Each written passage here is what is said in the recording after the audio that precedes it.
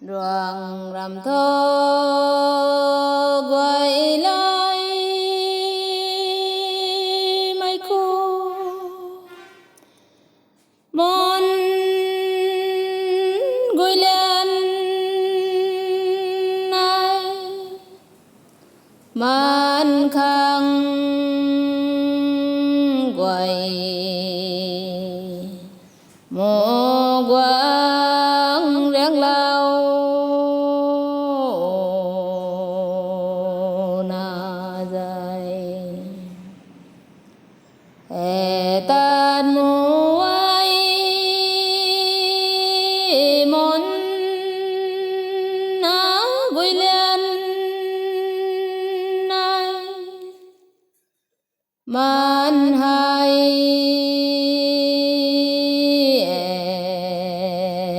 tôi số lại tan nô tuang trao thình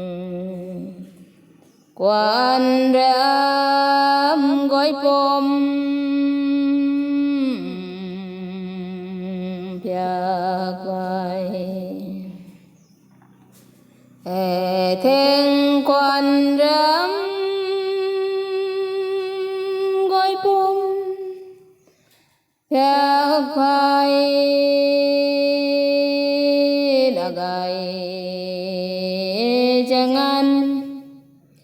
dạy cô tôi mang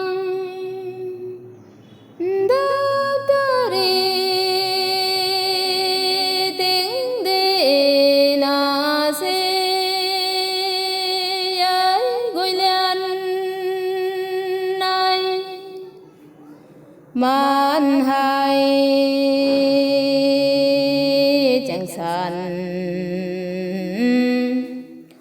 chẳng san dài đôi này mình nó lấy dài sáng đầu tiên hai dâu đã gầy đang băng dài tăng cái ní bụi này tay rồi phồng lồ gọi lên